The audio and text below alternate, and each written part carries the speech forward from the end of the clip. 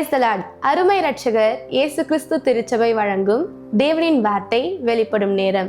செய்தியின் தலைப்பு துதி செய். செய்தி அளிப்பவர் பிஷப் டாக்டர் ஜே மகேஷையா அவர்கள்.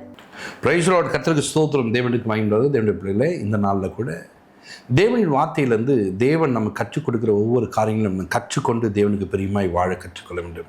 இன்றைக்கி நான் பாருங்கள், நிறைய காரியங்களை பார்க்குறேன். அநேகர் இன்றைக்கு துதி செய்கிறார்கள், அநேகர் ஸ்தோத்திரம் பண்ணுறாங்க, அநேகர் தேவனை மகிமைப்படுறாங்க. ஆனால் அநேகருடைய வாழ்க்கையில் நன்மைகள் நடப்பதில்லை.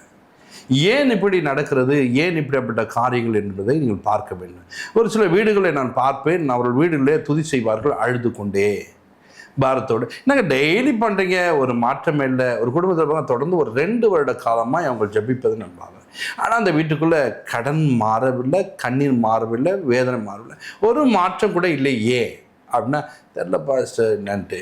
ஏன் உங்கள் சர்ச்சில் நீங்கள் போகிறீங்களா பாஸ்டர் நீங்கள் கேட்க வேண்டியதான்னு கேட்பேன்.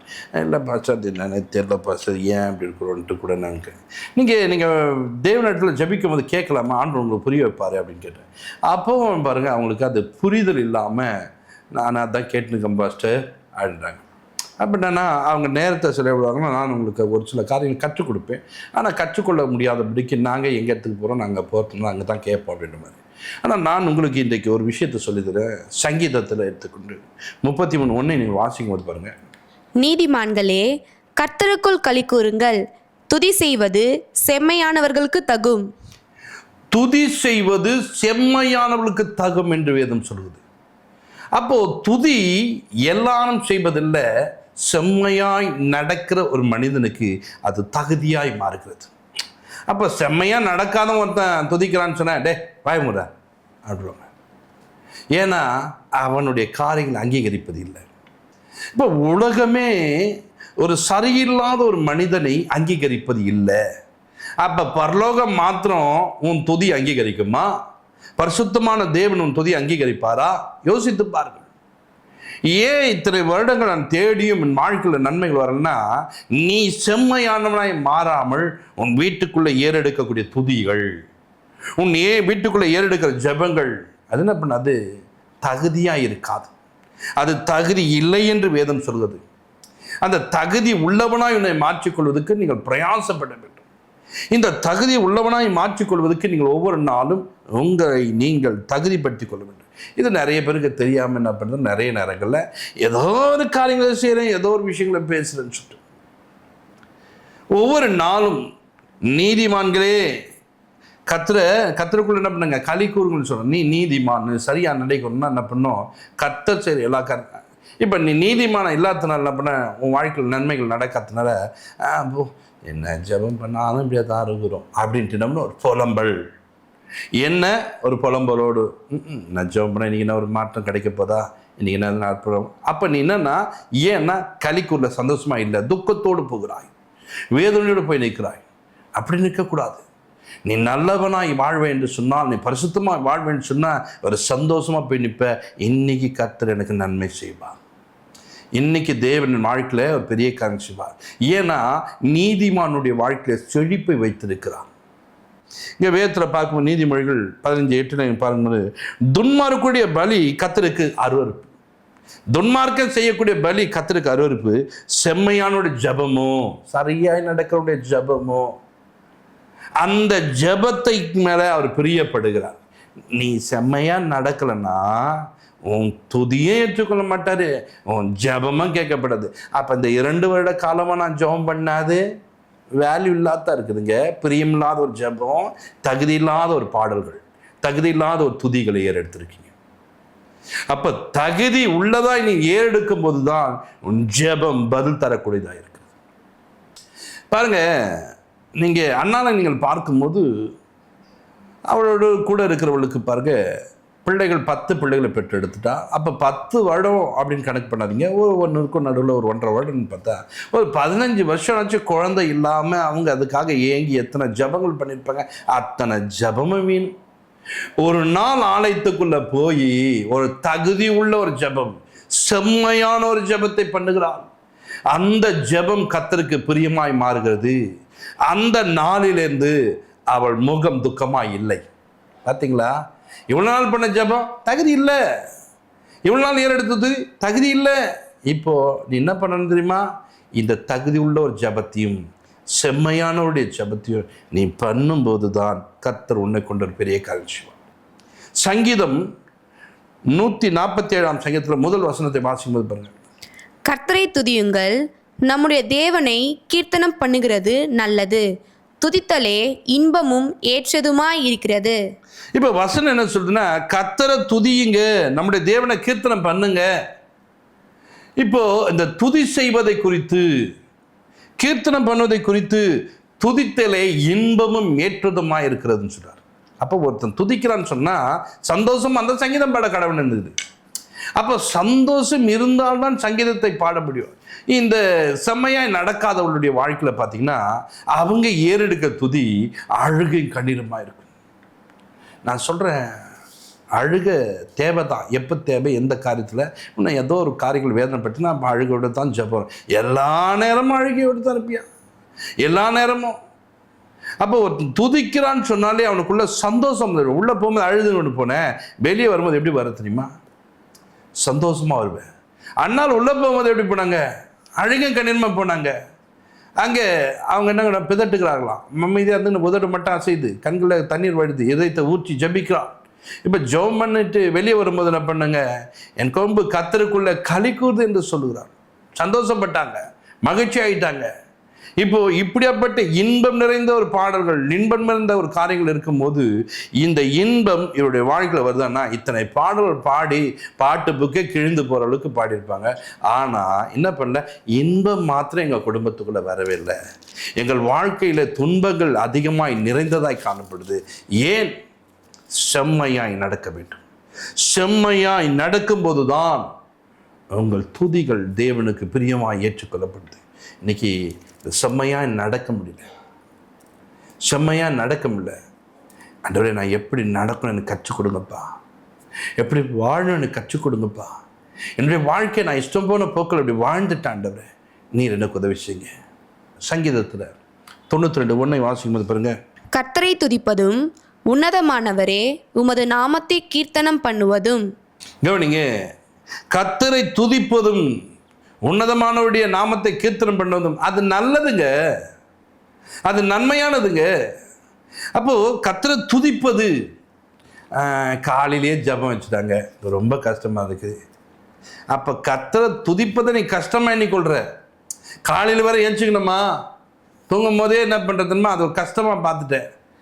நீ துதிக்கிற துதி பார்த்தீங்கன்னா செம்மையானவன் என்ன பண்ண மாட்டான், நல்ல விஷயங்களில் தலையிட மாட்டான். அப்போ நல்ல ஒரு காரியங்களுக்கு நீ செவி சாய்க்காத போது, அதுக்கு முக்கியத்துவம் கொடுக்க, நீ செம்மையானவன் கிடையாது, நீ செம்மையானவன் இல்லை, செம்மையாக நடக்க தெரியல உனக்கு. அப்போ உன் வாழ்க்கையில் பிரச்சனை வராமல் என்ன வரும்? இந்த பிரச்சனை உள்ள ஒரு வாழ்க்கையை நீ மாற்றிக்கொள்ளணும்னா இன்னைக்கு கர்த்தரை துதிக்கும்.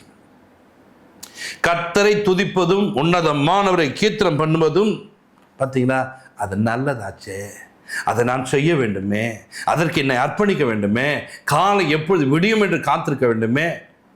பார்த்தீங்களா, ஒரு காவல்காரன் பாருங்க எப்படி காத்திருக்கிறான்னா, எப்போ பொழுது விடியும் என்று காத்திருக்கான், எப்போ பொழுது விடியும் என்று காத்திருக்கான் பாருங்க. அது போல எப்போ கர்த்தரை ஆராதிக்க போறேன், எப்போ கர்த்தரை துதிக்க போறேன், எப்போ தேவனை மயம்படுத்த போறேன், அப்படி காத்திருக்கும் போது தான் நீ செம்மையானவன். இந்த செம்மையானவனை கர்த்தர் என்ன பண்ணுவாரா?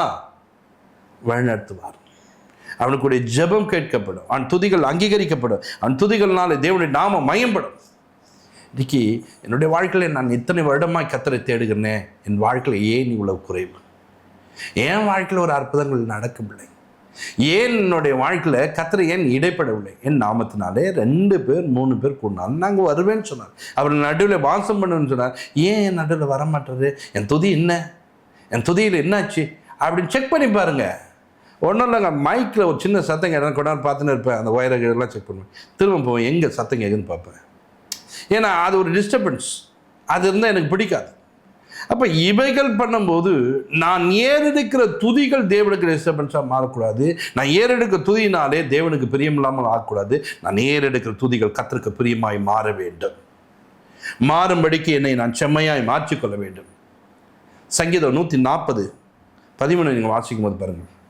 நீதிமான்கள் உமது நாமத்தை துதிப்பார்கள், செம்மையானவர்கள் உமது சமூகத்தில் வாசம் பண்ணுவார்கள். நல்லா கவனிச்சிங்க, நீதிமான்கள் கர்த்தரை துதிப்பார்களாம், செம்மையானவர்கள் அவருடைய சமூகத்துக்குள்ளே வாசம் பண்ணுவார்கள். நீ எங்கன்னா ஒரு இடத்துல இருந்து கர்த்தரை பாடினா பாருங்க, இன்னைக்கு நான் பாடினா அவர் தாங்க பாடணுன்னு சொல்லிட்டு நீ பாடினா உனக்கு நன்மை நடந்துருமா? பாபிலோனில் போயிட்டு பாட சொல்கிறாங்க, நீங்கள் அந்த பாட்டை பாடுங்க, கிண்ணறதை தூக்கி மேலே வச்சு நாங்கள் எப்படி கர்த்தருடைய பாடல்களை பாடுவோம்? நாங்கள் எப்படி பாடுவோம்? நாங்கள் பாடக்கூடிய இடம் நான் செம்மையானவன் சொன்னால் அது தேவ சமூகம் என்று சொல்லப்படும். நீ தேவ சமூகத்துக்கே வரமாட்ட, வாரத்தில் ஒரு நாள் எட்டி பார்க்குற ஒரு குடும்பம், வாரத்தில் ஒரு நாள் தான் என்ன பண்ணுவேன், அழைத்துக்குருவேன். ஏன்னா நீ செம்மையானவன் கிடையாது. நீ ஏறெடுக்க துதினாலே ஒரு மாற்றம் உண்டாங்க நினைக்க, மாற்றம் வராதுங்க. எதுக்கு சபையில் கூடி வந்து துதிக்கிறாங்க? எதுக்கு அந்த நாளில் சபைக்கு ஒரு முக்கியத்துவம் கொடுக்குறாங்க? சபையில் வந்து உண்மை நோக்க அனுப்பேன். வீட்டில் பார்த்தா அந்த பாடினேன், இந்த பாட்டு பாடினேன், இப்படி ட்ரைனிங் எடுத்தேன், அப்படி ட்ரைனிங் எடுத்தேன், எல்லாம் பண்ணேன். சமூகத்துக்குள்ள வந்து அவருடைய சமூகத்தில் வந்து நீ பாடினியா? அவருடைய சமூகத்தில் வாசம் பண்ணுவார்கள். அந்த சமூகத்தில் வாசம் பண்ணும்போது நீதிமான்களோ அவருடைய நாமத்தை துதிப்பார்கள், அவருடைய சமூகத்தில் வாசம் பண்ணுவார்கள். அப்போ துதிக்கிற மனுஷன் அவர் சமூகத்தில் வாசம் பண்ணக்கூடியவனாய் மாற வேண்டும். உனக்கு நேரம் கிடைக்கும் போதெல்லாம் ஆலயத்தை தேடி வா, அன்றைய சமூகத்தில் வா, 2 பாடலை பாடு. அன்னாளுக்கு எப்படிங்க நன்மை நடந்து சமூகத்துக்குள்ள வந்தாங்க, அங்கே பார்த்து ஜபத்தை ஏறெடுத்தார்கள், அங்கே பார்த்து கர்த்தரை துதிக்கிறாங்க. அப்படித்தான் நன்மை. இன்னொரு அண்ணாவை பற்றி பேசுகிறாங்க, 85 வயது. இந்த அம்மா பாருங்க, ஏன் உள்ள உட்காந்து பாட்டு பாடினர் கிடறாங்க? அது கர்த்தருக்கு பிரியம், நான் நீதிமானு, கர்த்தர் விரும்புகிறாரு, அவருடைய சமூகத்தில் நான் இருக்கணும் அப்படின்ட்டு அந்த உன்னதமானவருடைய சமூகத்தில் வந்து அவரை பாடிக்கொண்டிருக்கிறார்கள். நீ ஆலயத்துக்கே வருவதில்லை, அவனுடைய சமூகத்தில் இல்லை. நான் எங்கே வேணாலும் நின்று பாடுவேன், எப்போவுமே நான் வீட்டுக்குள்ளே தாங்க பண்ணுங்க, எப்போவுமே வீட்டுக்குள்ளே பாடுறேன். செம்மையானவனாக இருக்கிறான்னு சொன்னால், செம்மையாக நடக்கிறான்னு சொன்னால் நீதிமான்களோ, அவங்கள சுற்றி நீதிமான்களோ உங்கள் நாமத்தை துதிப்பாங்க. அவங்க எப்போவுமே என்ன பண்ணுவாங்க? செம்மையான சமூகத்தில் வாசம் பண்ணுவாங்க. அப்போ செம்மையாக நடக்கணும்னா தேவ சமூகத்துக்குள்ளே வா. திருடன் தான் வரமாட்டான், ஐயோக்கியம் தான் வரமாட்டான், போன ஆண்டு என்னதான் கேட்பேன். இல்லைங்க, நீ நல்லவன் உள்ளவா, வந்து கர்த்தரை துதி. உன் துதிகளை கர்த்தர் விரும்புகிறார், உன் துதிகளை அவர் ஏறெடுக்கிறார். அந்த துதிகளில் தேவன் வாசம் பண்ணுகிறார். இன்றைக்கு தேவனுடைய பிள்ளைகளே, நீங்கள் கர்த்தரை துதிப்பதற்கு உங்கள் வாழ்க்கையை நீங்கள் அர்ப்பணித்தவர்கள். கர்த்தரை துதிப்பதற்காகவே இந்த ஜனத்தை நான் தெரிந்து கொண்டேன்னு சொன்னார். அப்போ துதிக்கக்கூடிய ஜனம் அல்லவா? இந்த ஜனத்தை எனக்கென்று ஏற்படுத்தினேன், இவர்கள் துதியை சொல்லி வருவார்கள் என்று வேதம் சொல்லியிருக்குது.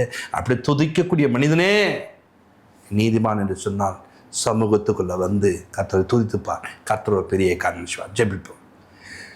பரலோக பிதாவே, உமக்கு நாங்கள் நன்றி செலுத்துகிறோம் ஆண்டவரே. இப்பொழுது ஆண்டவரே, உம்முடைய பிள்ளைகள் ஆண்டவரே, செம்மையானவர்கள் ஆண்டவரை துதிப்பதை தேவன் விரும்புகிறீர் என்பதை வேதம் சொல்லுப்பா. அது தகுதியாக இருக்குது என்று வேதம் சொல்லியிருப்பா. இன்றைக்கு நிறைய பேர் தன்னுடைய காரியங்களை எங்கெங்கேயோ துதித்தேன் என்று சொல்லி அது தகுதி இல்லாததாய் மாறி, அது நிமித்தமாய் பிரச்சனைகளை சந்தித்து, அது நிமித்தமாய் வேதனை உண்டாகி, அது நிமித்தமாய் இவ்வளோ பாட்டு பாடியும் பிரச்சனை உள்ளவனாய் வாழ்கிற காரணம் ஆண்டவரே வேதம் அழகாக புரிய வைத்து, வேதத்தில் இப்படியாப்பட்ட காரியங்கள் சொல்லப்பட்டிருக்கு. நான் உங்களுடைய சமூகத்தில் வந்து உண்மை துதிக்க, உங்களுடைய சமூகத்தில் வந்து உண்மை பாட எங்களுக்கு கிருபை தார். வழிநடத்தும் பெரிய காட்சி அன்றே இந்த நாளை கேட்ட ஒவ்வொரு மனிதர்களும் ஆண்டவரே, அன்றே ஒவ்வொரு தேவ பிள்ளைகளும் அன்றே தங்களுடைய வீடுகளை துதிப்பது போல கர்த்தருடைய சமூகத்தை தேடி ஓடி போயிட்டு அமர்ந்து துதிக்க வேண்டிய கிருபைகளை தார். இயேசு கிறிஸ்து நம்ம ஜெபத்திற்கு நல்ல பிதாவே, ஆமென். God bless you. நீங்கள் தொடர்பு கொள்ள வேண்டிய எங்கள் சபை முகவரி: இரட்சகர் இயேசு கிறிஸ்து திருச்சபை, நம்பர் 1, 5வது தெரு, புதுநல்லூர், சோமங்கலம் மெயின் ரோட், குண்டத்தூர், சென்னை 600069.